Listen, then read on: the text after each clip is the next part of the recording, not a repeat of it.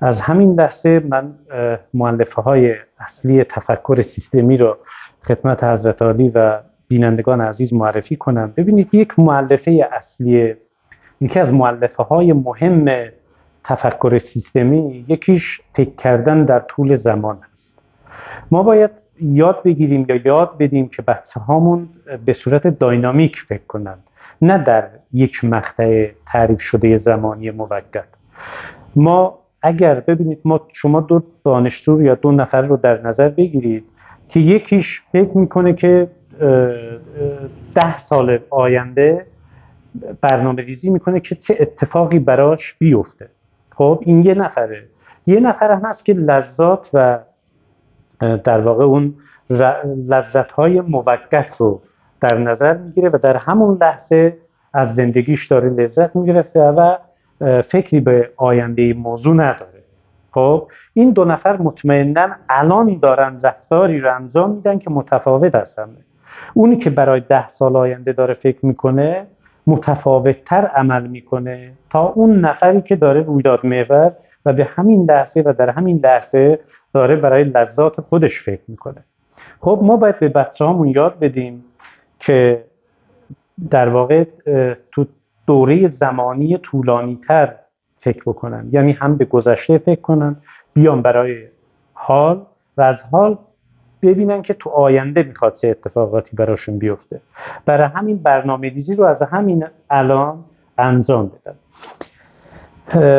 ببینید، من یه مثال دیگه بزنم که خیلی مهمه. ما در دهه 60 اومدیم گفتیم که فرزندآوری انجام بشه و بدون اینکه یه تفکر سیستمی و داینامیک رو در این خصوص کرده باشیم و سازمان‌ها رو مجاب کنیم که چه اتفاقی در آینده از لحاظ افزایش این جمعیت خواهد افتاد. ببینید، ما اومدیم تو دهه 60 این کار انجام دادیم و تو دهه 70 دیدیم که 36 میلیون جمعیت تبدیل شد به 60 میلیون جمعیت. آیا ما واقعا فکر مسکن، فکر فضای آموزشی، فکر بیکاری، اشتغال این جمعیت رو کرده بودیم؟ نکرده بودیم. دیدیم داریم به بنبست میرسیم. اومدیم تو دهه 70، در واقع دهه 70 گفتیم که 2 بچه کافی است. خب اومدیم تو دهه 80 دیدیم آقا اینا جمعیتی که تو دهه 60 متولد شده بودن، جمعیت رو کرده بودن 60 میلیون، الان اونا پیر شدن و ما جمعیت آماده به کار و نیروی جوان نداریم. اومدیم گفتیم آقا باز دوباره فرزندآوری انجام بشه. ببینید این حرکت سینوسی نشون میده که اصلا ما به صورت تفکر سیستمی فکر نکردیم، یعنی کلیات رو ندیدیم. تفکر سیستمی خصوصیتش اینه که کل رو داره میبینه. خب یعنی اجزا رو جز به جز نمیبینه. ببینید، ما به قول آقای پیتر سینگر میگه که ما مشکلاتی که الان باهاش مواجه شدیم اینا تصمیماتی است که در گذشته خودمون گرفتیم که الان تبدیل به مشکل شده. خب از مؤلفه های اصلی دیگر تفکر سیستمی ما جامعه نگری رو داریم. خب جامعه نگری به این مفهوم که وقتی یه اتفاقی داره میفته، خیلی از عناصر تو این اتفاق دخیل هستند. نمیتونه یه عامل باعث یه اتفاق بشه. پس ما اگه موتور ماشین رو فرض بکنیم، موتور خودرو رو فرض بکنیم، موتور خودرو از اجزای مختلف، بلکو و نمیدونم بقیه اجزا تشکیل شده و اینها در ارتباط با هم دارن یک کار انجام میدن. این ارتباط اینها با هم در واقع یه سیستم رو میسازه. خب و وقتی سیستم ساخته شد، خصوصیاتی که این سیستم داره متفاوت از خصوصیاتی که این قطعه ها دارن. ما اگه جامعه نگری رو، من 2 تا مثال مشهود بزنم خدمت شما که بینندگان عزیز بتونم واضح توضیح بدم، اینه که ما ببینید، شما فرض کنید وارد یه جنگل شدید. شما چی میبینید؟ یه تعداد درختان و شاخ و برگ و اینا رو دارید میبینید. خب یه بارم فرض کنید شما سوار هلیکوپتر شدید، از بالا دارید یه جنگل رو میبینید. خب این مهمه که ما آیا کل جنگل رو داریم میبینیم یا جزئی از یک جنگل رو داریم میبینیم. شما فرض کنید H2O که هممون میدونیم آب تشکیل شده است از هیدروژن و اکسیژن. خب اکسیژن گاز، هیدروژن هم گاز. پس چی شده است که آب تولید شده است؟ ببین از ترکیب اینا، خب از ارتباط این دوتا عنصر چی تولید شده؟ آب تولید شده. آب یه خصوصیاتی داره که نه هیدروژن داره نه اکسیژن داره. نمک تام هم همینطور. نمک تام از انای مثبت تشکیل شده، Cl منفی. این دوتا هر دوتا ماده رو ما در واقع سمی میدونیم. مصرف زیادش موجب یعنی کشنده استش.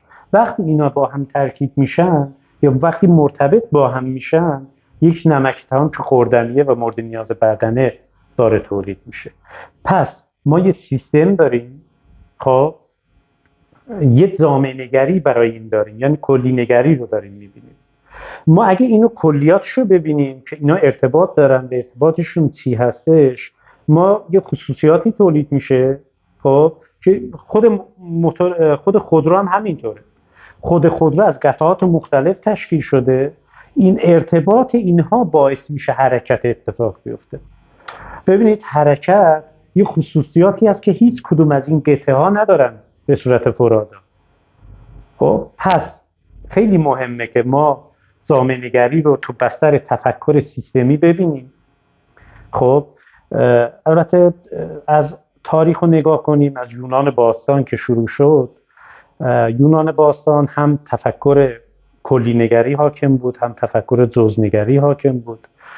بعد خود افلاطون کلنگر بود، ارسطو جزنگر بود. این به مرور اومد تا عصر روشنگری و که خود دکارت و اینا در واقع پرداختن به این موضوع تا رسید به آقای پیتر سنگه که در واقع کلی نگری را تو قرن 20 اینا مطرح کردن و الان هم در واقع ترکیبی از تلفیقی از این دوتا رو داریم. خود آقای ابوعلی سینا در زمان در واقع فلسفه اسلامی، خب یه نفری بود که پزشک بود، ولی هم چشم پزشک بود، هم متخصص گوش بود، هم روانشناس بود. خب ببینید این کلیات رو داشت میدید. الان ما داریم چیکار میکنیم؟ ما متخصص عنبیه داریم، شبکیه داریم. خب یعنی به جزء تقسیم شده. خوبش چیه؟ خوبش اینه که این دوتا با هم ترکیب تو کل تاریخ هم این اتفاق افتاده. این جزءنگری با کلنگری همیشه یا در تعامل بودن یا در تقابل بودن. خب این دوتا یا در تعامل بودن یا در تقابل.